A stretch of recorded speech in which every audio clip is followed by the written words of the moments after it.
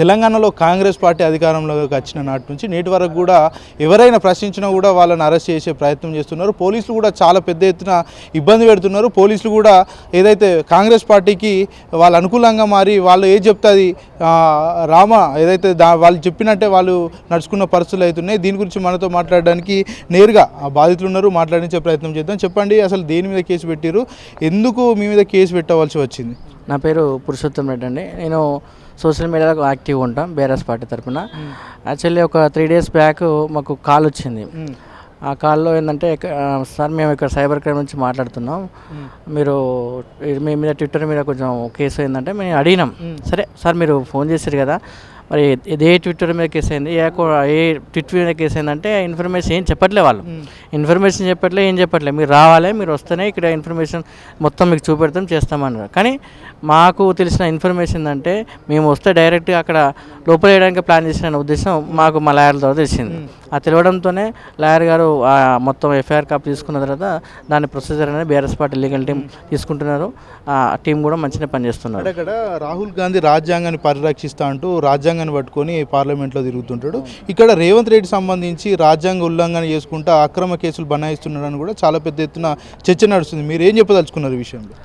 రాజ్యాంగం అనేది రాహుల్ గాంధీ పట్టుకోవడం ఓకే, సంతోషమే. కానీ ఆ రాజ్యాంగాన్ని రేవంత్ ఇక్కడ తూచిపడుతాడు. ఎందుకు? ఆయనను రాజ్యాంగం మొత్తం నా చేతిలో ఉన్నది, అంబేద్కర్ రాజ్యాంగం నడిచినట్టే ఉండాలి దేశంలో అని ఆయన అంటుండు. కానీ రాహుల్ ఇచ్చిన సూచనల మేరకు ఏమైనా కూడా రేవంత్ ఆయన పట్టించుకుంటలేడు. కాబట్టి దయచేసి రేవంత్ గారు, మీకు ప్రశ్నించే గొంతుకలే మేమున్నాం కావచ్చు, ఆ ప్రశ్నించే గొంతులు మేము ఏం ప్రశ్నిస్తున్నాం, హామీలు ఏమంటున్నాం, మీరు 420 హామీలు ఇచ్చారు, 6 గ్యారంటీలు ఇచ్చారు, 6 గ్యారంటీలలో మీరు ఇంతవరకు కూడా ఒక్కటి కూడా నెరవేర్చలేరు. ఆ నెరవేర్చలేదు కాబట్టి జనాలు ప్రశ్నిస్తున్నారు, జనాలు ప్రశ్నిస్తున్నారు కాబట్టి మేము సోషల్ మీడియా ద్వారా మేము ప్రశ్నిస్తున్నాం. అంటే మేము ప్రశ్నించేదాన్ని మీరు హైలైట్ చేసి వీళ్ళు ప్రశ్నించద్దు, వీళ్ళని తొక్కిపడేద్దామని మీరు ఆలోచిస్తున్నారు. రాజ్యాంగంలో ఇంతవరకు అయితే మేము ఎప్పుడు కూడా ఇలాంటి రాలేదు, ఇది కూడా రిపీట్ కావద్దు అని కోరుకుంటున్నాం. ఎందుకంటే అది రాజ్యాంగ విరుద్ధానికి రాజ్యాంగ స్ఫూర్తి కూడా దెబ్బతినే ప్రయత్నం అవుతుందని అది మీకు తెలియజేస్తున్నాం. మీరు ప్రజల కోసం ప్రశ్నించిరా లేకపోతే వ్యక్తిగతంగా దూషించే లాంటి ఏమైనా చేసిరా ట్విట్టర్ అకౌంట్? లేదు, నేను ప్రజల కోసమే అండి. ఎందుకంటే ఆయన అన్నాడు, ఏమన్నాడు, డిసెంబర్ 9 రాగానే మీకు ముసలిళ్ళకు ఇప్పుడు ఎంత వస్తుంది, 2000 వస్తుందమ్మా, నీకు వచ్చే డిసెంబర్ నెల 4000 వస్తాయమ్మా అని ఆయన అన్నాడు. నెక్స్ట్ ముసలిళ్ళకు ఫోను వికలాంగులకు 6000 వస్తాయన్నాడు డిసెంబర్ 9. మళ్ళీ ఏమన్నాడు, మహిళలందరికీ 2500 ఇస్తా అన్నాడు. అంటే డిసెంబర్ 9 పోయి దాదాపు సంవత్సరం దాటింది. ఇప్పుడు సంవత్సరం మీద 420 రోజులు అవుతుంది. అంటే 420 హామీలు ఇచ్చిన 420 రోజులు అవుతుంది. అంటే నీ హామీలు ఒక్కటి కూడా నెరవేర్చలే కదా. నెరవేర్చినందుకు వాళ్ళ తరపున ప్రజలు అడుగుతున్నారు, గ్రామాలలో ప్రజలు మొత్తం అడుగుతున్నారు అదే విషయాన్ని. ఆ విషయాన్ని మేము ట్విట్టర్ ద్వారా అడుగుతున్నాం. వీడియోస్ కూడా ఆ గ్రామ ప్రజలు ఏమైతే పెడుతున్నారో వాటిని మేము వీడియోస్ ద్వారా పెడుతున్నాం. కానీ వల్గర్గా మీ లెక్క చిల్లర లాంగ్వేజ్ అయితే మేము యూజ్ చేస్తలేము కదా. ఎందుకంటే ప్రశ్నించే తత్వం మాకుంది, మీకు చేరవేరుస్తున్నాం. దాన్ని బట్టి జనాలలో ఏముందో మీరు రియలైజ్ అయ్యి ఒక్కొక్క హామీ మీరు నెరవేరిస్తే. దగ్గర బడ్జెట్ లేదు, చేద్దామని మాకుంది, ప్రజలకు కూడా చేస్తారని నమ్మకం ఉంది, వాళ్ళు కూడా సహనంగా ఉన్నారు, త్వరలో చేస్తాం. కాకపోతే బీఆర్ఎస్ సంబంధించిన నేతలే వాళ్ళని రెచ్చగొట్టి మా మీద కుసుగొల్పి మా మీద దాడి చేసే ప్రయత్నం చేస్తున్నారని కాంగ్రెస్ పార్టీ చెందినటువంటి నాయకులు చెప్తున్నారు. మీరేం చెప్తారు ఈ విషయం? ఇప్పుడు అట్లాంటప్పుడు అప్పులు చేసినప్పుడు అప్పులు చేసిందన్న విషయం నీది, మరి నువ్వెందుకు చేసినప్పుడు దాదాపు 13 నెలలు అయింది. 13 నెలల నుంచి 1,42,000 కోట్లు చేసినావు. మరి ఆ పైసలు ఏం చేసినావు? ఒక్క అభివృద్ధి ప్రతికమైన ఒక్క హామీ కోసమైనా ఇంటి పెట్టినావా? మహిళలుగా 2,500 ఇచ్చినావా? పింఛన్లు ఇచ్చినావా? కొత్తగా పెంచినావా? లేకపోతే డబ్బులు మన ఇందిరా మిల్లు ఇచ్చినావా?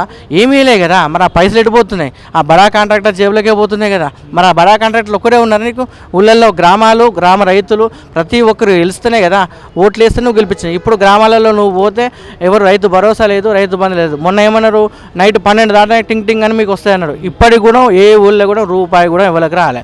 ఎట్లా పైలట్ ప్రాజెక్ట్ అన్నాడు. పైలట్ ప్రాజెక్ట్ నువ్వు అవ్వచ్చు. మరి అప్పుడు కేసీఆర్ గారు ఏమన్నారు, ఓన్లీ హుజురాబాద్ దళిత బంధు నియోజకవర్గం దళితులకు ఇస్తున్నాం అన్నాడు. అప్పుడు ఈయన ప్రశ్నించింది కదా, ఏమన్నాడు, ఓన్లీ హుజురాబాద్ ఉందా పైలట్ ప్రాజెక్ట్ ఎంపీ చేసుకోవడానికి అన్నాడు. మరి ఇప్పుడు ఓన్లీ మండలానికి ఒకటే ఊరు ఉందా?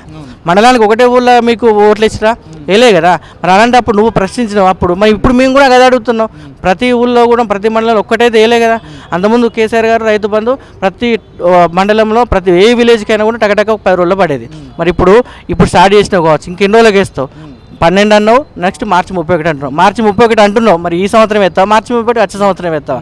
అది జనాలలో ఉన్నది, దాని గురించి మేము ప్రశ్నిస్తున్నాం. ఓకే, కంచెలు లేని పాలన కొనసాగిస్తానన్నాడు. ఎవరైనా కూడా వారి ఏదో ఒక డిమాండ్స్ ఏముంటాయో ప్రభుత్వాన్ని చెప్తే మేము సామరస్యంగా కూడా పరిష్కరిస్తామని చెప్పిండు. మరి ఇలాంటి పరిస్థితుల్లో మీరు ట్విట్టర్ కావచ్చు, సోషల్ మీడియాలో ఎందుకు ప్రశ్నించాల్సిన అవసరం ఉన్నది? కంచె లేని పాలన అంటే అసలు కంచె పెట్టిందే వైఎస్ రాజశేఖర హయాంలో, అంటే కాంగ్రెస్ హయాంలో కంచె పెట్టింది కదా. మరి కంచెలు పెట్టి తర్వాత తొలగించిన అన్నాడు కదా. మరి ఇప్పుడు అదే కంచె పాలన మళ్ళీ మరి నువ్వే ఉండపోయినావు ముఖ్యమంత్రిగా, మరి ఎందుకు ఉంటలేవు నువ్వు ముఖ్యమంత్రిగా? ప్రగతి భవన్ అన్నావు, అదన్నావు, ఇప్పుడు వేరే పేరు పెట్టినావు, బీసీ పేరు. మరి పెట్టినది నువ్వు అక్కడ ఉండడానికి ఎందుకు? మరి అదే సెక్రటరియట్లో ఇంతవరకు వచ్చినావా? ఇంత సెక్రటరీ ఇంతవరకు రాలే. ఏమన్నా ఉంటే పోలీస్ కమాండ్ కంట్రోల్ రూమ్ పోతున్నారు. మరి ఎందుకు అప్పుడు ఆయన రాలేదు నువ్వు ఇప్పుడు సెక్రటరీ ఎందుకు ఎత్తలేవు? ప్రగతి భవన్కి ఎందుకు ఎత్తలేవు? ఎందుకు వచ్చి జనాల దగ్గర ఎందుకు తిరుగుతలేవు? అంటే జనాలు ఖచ్చితంగా రివర్స్ ఉన్నారు, పథకాలు ఇస్తలేము, జనాలలో వ్యతిరేకత ఉంది అని నీకు కూడా అర్థమైపోయింది. ఇప్పటికైనా కళ్ళు తెరిచి ప్రజలకు దగ్గరికి పోయి మా యొక్క సెక్రటరేట్ కానీ ప్రగతి భవన్ కానీ ఏడికైనా వచ్చి మీరు పథకాలు అమలు చేస్తే జనాలలో ఉండి తర్వాత గెలుస్తారు కావచ్చు. కానీ ఇప్పటి నుంచైనా జనాలు తిరాలని కోరుకుంటున్నారు. రేవంత్ రెడ్డికి సంబంధించి కమాండ్ కంట్రోల్ రూమ్లో ఉంటారని మీలాగే చాలామంది కూడా చెప్తున్న పరిస్థితి. ఎందుకు ఉండాల్సి వస్తుంది కమాండ్ కంట్రోల్కి సంబంధించి? అక్కడి నుంచి రివ్యూలు ఎందుకు చేస్తున్నారు? పోలీస్ కమాండ్ కంట్రోల్ రూమ్లో ఎందుకు ఉన్నాడు? ఆయనకు వాస్తు బాగాలేదట. మరి సెక్రటరీలో వాస్తు బాగాలేదని పెద్ద పెద్ద గోడలు కట్టి పెద్ద పెద్ద ఎవరు దూకద్దని కడతాడో మరి ఏమనుకుంటానని ఈ వాస్తు మెయిన్ గేట్ బాగాలేదని ఆయన అడ్డదారిలో పోదాం. మన అడ్డదారిలో పోరాదు, అడ్డదారులలో పోవాలి కదా. పోకొచ్చి మన సెక్రటరీ ఇక్కడికి వచ్చి కడతాను బాగాలేదని 4 కోట్లు పెట్టి గేట్లు కూడా చేంజ్ చేయించారు కదా. మరి 4 కోట్లు ఇవ్వలేదు, ప్రజలే కదా. 4 కోట్లు పెట్టినావు, 4 కోట్లు పెట్టి రిపేర్ చేసినావు. మరి పక్కదారిన కూడా పోవచ్చు కదా, ఎందుకు పోతలేవు? పోకుండా ఇక్కడ పోలీస్ కమాండర్ వచ్చేసిన అవసరమే ఉన్నది. అంటే ఇల్లు ఏమన్నా దాచిపెట్టినా కేసీఆర్ ఏమన్నా బంగారు వజ్రాలు అంతకుముందు అన్నాగా మొత్తం బిందెలు దాచిపెట్టినా, ఆ బిందెలు ఇక్కడ తీసుకొచ్చి ఏమన్నా సొరంగం నుంచి ఇక్కడికి వచ్చి పెట్టిండా? మరి ఉన్నాయి చెప్పు. మరి ఆ ఉంటే మేమన్నా తెలుసుకుంటాం కదా. జనాల కన్నా పంచరా గిన్నెలు బిందెలు అని బంగారు ఎక్కడ ఉన్నాయో ఆయనే చెప్పాలి. మరి ఎందుకు వస్తాడు ఏందనేది ఆయనే చెప్పాలి. ప్రజాభవన్లో సీఎంతో పాటు ఇతర మంత్రులు కూడా అక్కడ ఉంటారు. అక్కడ పూర్తి మొత్తంలో బట్టి విక్రమార్కతో పాటు సీతక్క కూడా అక్కడ ఉండి ప్రజల ఏదైతే సమస్యలు ఉన్నాయో తెలుసుకునే ప్రయత్నం చేస్తారని చెప్తున్నారు. మరి అట్లాంటి పరిస్థితులు అక్కడ కనబడుతున్నాయి. ఎక్కడన్నా ఒక్కటే ఒక్కరోజు ఫస్ట్ రోజు అది ఆయన గెలిచినాక ప్రమాణ స్వీకరణకు ఒక్కరోజు ప్రోగ్రామ్కు మన రేవంత్ రెడ్డి ఉన్నారు. తర్వాత సీతకు అదే ఒక్క పుట్టున్నామే. తర్వాత ఒక్క మంత్రి లేడు అక్కడ, ఇన్ఛార్జ్ మినిస్టర్ లేడు, ఎవరు లేడు. దానికి సంబంధించిన ఇన్ఛార్జ్ కూడా అక్కడ ఉన్నాడు. ఏమున్నా కూడా నామకే వాస్తు పత్రాలు తీసుకోడు. అంటే జనాలలో ఏంటంటే ప్రజా దరఖాస్తులు. ఇది ప్రజాపాలన కాదన్న, దరఖాస్తుల పాలన అయిపోయింది. ఈ రేవంత్ రాజ్యము ప్రజాపాలన కాదు, దరఖాస్తుల పాలన అయిపోయింది. కాబట్టి దరఖాస్తు తీసుకునే వీళ్ళు ఒక్క సమస్య కూడా అక్కడ సాల్వ్ అయిన విషయం లేదు. ఆ జనాలు కూడా అందరూ అంటున్నారు. ఇది కూడా అది అర్థం చేసుకోవాలి కదా. ఎవరు ఇంతవరకు నేను కూడా పోయినప్పుడల్లా ఎవరు మినిస్టర్ లేరు, దానికి సంబంధించిన ఇన్ఛార్జ్ కూడా ఎవరు లేరు. మామూలుగా అందులో ఎంప్లాయీస్ మాత్రం తీసుకుంటున్నారు. తీసుకునే సాల్వ్ అంటే లేవు సార్, ఇవన్నీ గంపతో పడి ఉన్నాయని వాళ్ళే చెప్తున్నారు. మరి వాళ్ళే చెప్తున్నారు కదా. మరి ఏం సమస్య సాల్వ్ చేసినామో అవి మీకన్నా ప్రెస్ వాళ్ళకన్నా ఇస్తే బాగానే ఉంటాయి కదా. ఇవి చేసినామని ఇంతవరకు ఒక్కటన్నా మీకు కూడా మేలని మాకు కూడా తెలిసింది. అంటే 4 గ్యారెంటీలకు సంబంధించి ఎవరైతే అర్హులో వాళ్ళందరినీ కూడా పరిశీలించి వాళ్ళని కూడా లిస్టు తీసుకున్నాం. త్వరలో వాళ్ళకు కూడా అందరు కూడా అమలయ్యేటట్టు హామీలు అమలయ్యేటట్టు చూస్తామని ప్రభుత్వం చెప్తుంది. ఈ విషయం మీద మీకు నమ్మకం అనిపిస్తుందా? అసలు 4 గ్యారంటీలు అన్నారండి. మీకు 4 గ్యారంటీలలో ఫస్ట్ది రైతు భరోసా అన్నారు. రైతు భరోసా అనేది అసలు ఎన్ని ఎకరాల వరకు ఇస్తున్నాం, రైతు సాగు వరకు ఇస్తున్నాం అన్నారు. రైతు సాగుకి ఇచ్చేటోళ్ళు మరి రైతు సాగుకి ఇచ్చేటోళ్ళకు అప్లికేషన్ ఎందుకు తీసుకోవాలి? మళ్ళీ అంతకుముందు అయితే కేసీఆర్ ఇచ్చిన రైతు బంధు సంబంధించిన ఉన్నాయి కదా.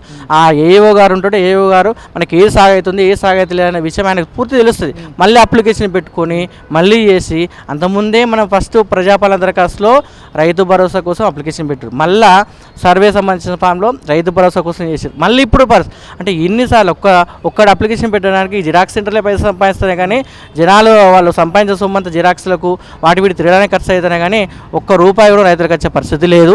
ఇంతవరకు గ్రామాలలో చెప్తున్నామండి.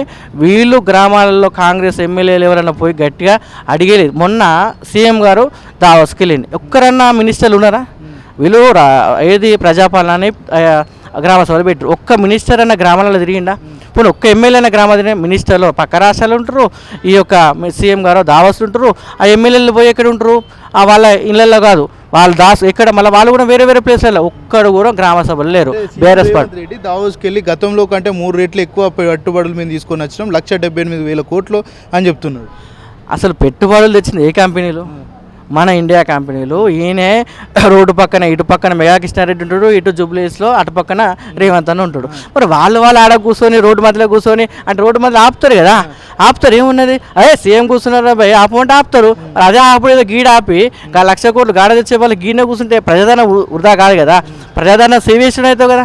ప్రజాదరణ సేవ్ చేసిన అనుకున్నావు ఇక్కడనే ఆ మెగా కృష్ణారెడ్డితోని ఇంకా వివిధ కంపెనీల మన స్వదేశీ కంపెనీలతో గక్కడంక పోవడం అంటే వీళ్ళు ఏం లేదు ఇక్కడ సొమ్మును అక్కడ మన చంద్రబాబు నాయుడు రేవంత్ రెడ్డి మరి ఏం చేస్తారో ఈ గుంగుడ ఏమవుతుందో పాత టీడీపీ ఇప్పుడు ఉన్న పచ్చ టీడీపీ కాంగ్రెస్ పచ్చ టీడీపీ రెండు ఒకటే. మరి తెలంగాణ రాష్ట్రాన్ని ఏం చేద్దాం కూడా మాకైతే అర్థమవుతుంది. పెద్ద ఎత్తున మేము పెట్టుబడులు తెచ్చినాం, దాన్ని జీర్ణించుకోలేకపోతున్నారు, వాళ్ళ కీనో ప్యాకెట్లు పంపిస్తామని కూడా బల్మూరి వెంకట్ వ్యాఖ్యానించి దానికి మీరు ఎట్లా రెస్పాండ్ అయ్యారు? ఈనో ప్యాకెట్ పంపితే ఈనోడే పోయి కంప్లైంట్ ఇచ్చిండు. అంటే వీళ్ళకు ఈనో ప్యాకెట్ ఏం లేదు ఇంతవరకు. పోయిన సంవత్సరం పోయినప్పుడు ఏంది ఆయన రూపాయి పెట్టుబడి రాలే, పెట్టుబడి పెట్టింది పెద్ద పెద్ద ఫ్లెక్సీలు పెట్టిండు, పెద్ద అడ్వర్టైజ్మెంట్ చేసింది, ఇంతవరకు ₹1 వచ్చిందా? రాలే. ఇప్పుడు కూడా రాదన్న విషయం వాళ్ళకు కూడా తెలుసు. కానీ మళ్ళీ పబ్లిసిటీ ఏదైతే బీఆర్ఎస్ గవర్నమెంట్ కేటీఆర్ కేసీఆర్ హరీష్ అన్న కవిత ప్రశ్నిస్తారని వీళ్ళు అనుకుని వాళ్ళు ప్రశ్నించడం మేము ప్రశ్నించడం కాదు, వాళ్ళే సెల్ఫ్ కూడా వేసుకున్నారు. ఈనో కంపెనీతోనే దొబ్బులు దొబ్బించుకున్నారు. మరి దొబ్బులు దొబ్బించుకున్నారు ఎవడు? వాళ్ళే కదా. మరి పర్యటనకు అన్ని పైసలు అంటున్నాయి మరి ఎప్పుడు మరి రేపు ప్రారంభిస్తారు ఒక కంపెనీ అయినా? ఒక్కడు కూడా ప్రారంభించారు. పోయిన సంవత్సరం అట్లా అయింది, ఇప్పుడు కూడా అంతే. మన విదేశీ కంపెనీల కోసం వేరే దేశానికి పోవాల్సిన అవసరం లేదు. ఒక్కడైనా చూపెట్టమండి, వాళ్ళ సోషల్ మీడియా హ్యాండిల్స్ చూపెట్టమండి. ఒక్కడు కూడా మన నేషనల్ తప్ప ఇంటర్నేషనల్ కంపెనీ ఒక్కడు కూడా లేదు. అదే అడగండి వాళ్ళని కూడా. ఓకే, లాస్ట్గా క్వశ్చన్ అడుగుతున్నా, ఒకవేళ రానున్న రోజుల్లో కూడా ఇదే లాంటి కేసులు పెడితే మీరు భయపడి వెనకడిగేస్తారా లేకపోతే ముందుకెళ్తారా? అన్న కేసులకు భయపడే చరిత్ర కేసీఆర్ లేదు. కేసీఆర్ సైనికులం మేము. కేసీఆర్ మమ్మల్ని తయారు చేసింది, మాకు ట్రైనింగ్ ప్రోగ్రామ్ ఏం లేవు. ఉద్యమం నుంచి ఇక్కడ ఉన్నాం, ఉద్యమ కాలం నుంచి మేము ఆయన వెనక ఉన్నాం. ఆ కేటీఆర్ గారి తర్వాత హరీష్ రావు కేటీఆర్ కవిత వాళ్ళతోనే ఉన్నాం. ఎందుకంటే వాళ్ళు ఉద్యమం నడిపిర్రు, ఉద్యమంతో పాటు మన తెలంగాణ రాష్ట్రాన్ని తెచ్చారు. తెలంగాణ రాష్ట్రాన్ని 10 సంవత్సరాలు మంచిగా దేశంలోనే నెంబర్ 1 చేశారు. అలాంటి వాళ్ళు మాకైతే కేసులకు భయపడైతే చెప్పలేదు. ఇట్లాంటి కేసులు కాదు 100 కేసులు పెట్టుకున్నా కూడా భయపడే సమస్య లేదు. మాలాంటోడు నాలాంటోడు స్వచ్ఛందంగా బీఆర్ఎస్ పార్టీ కోసం తెలంగాణ ప్రజల కోసం ప్రశ్నిస్తూనే ఉంటారు. ఎంతమంది పెడతారు? నా ఒక్కరిని పెడతారు కావచ్చు. నాలాంటోళ్ళు లక్షల మంది ఫ్రీగా పనిచేస్తారన్న. సోషల్ మీడియా వాళ్ళు నెలకు 20,000 30,000 50,000 ఇస్తారు కావచ్చు, వాళ్ళ సపరేట్ టీం ఉన్నది. కానీ మా బీఆర్ఎస్ పార్టీకి టీం కాదు, స్వచ్ఛంద గ్రామాలలో కూర్చొని రాష్ట్రం నాశనం అయిపోతానని బాధతోని అంతకుముందు ఏ పార్టీకి సంబంధం లేనుడు 18 సంవత్సరాలు కాదు 15 సంవత్సరాలు 14 సంవత్సరాలు పిల్లగాడు కూడా ఇప్పుడు అదే రాష్ట్రం గ్రామం అంతకుముందు అభివృద్ధి ఎంత ఉండే, రోడ్లు ఉండే, అన్నీ ఉండే. సంవత్సరం మీద 2 నెలలు అవుతుంది, ఇంతవరకు ఒక రోడ్డు కూడా పడలే. వాళ్ళే ప్రశ్నిస్తారు గ్రామాలలో. అరే అప్పుడు వచ్చినప్పుడు రోడ్లు వచ్చినాయి, గ్రామం మంచిగా ఉన్నది, ఇటు పథకాలు కూడా మంచిగా వచ్చినాయి, ఇప్పుడు లేదని వాళ్ళే మరి వాళ్ళందరూ చేస్తారా? లక్షలుగా దాదాపుగా బీఆర్ఎస్ సైన్యం యూత్ చాలా యాక్టివ్గా ఉన్నారు. ఎవ్వరు కూడా మేము స్వచ్ఛందంగా పనిచేస్తున్నాం. వాళ్ళకి సోషల్ మీడియా పైసలు పెట్టి 50,000 లక్ష రూపాయలు పైసలు పెట్టి అకౌంట్లు చేసేంత అవసరం మాకు కూడా లేదు. ఇలాంటి కేసులకు భయపడే సమస్య లేదు. ఇంతకింతకు రెట్టింపు పనిచేస్తాం. అలాంటి మాకు ఉన్నది, ఎందుకంటే మాకు కేసీఆర్ పెట్టిన అలవాటు చేసిన మాకు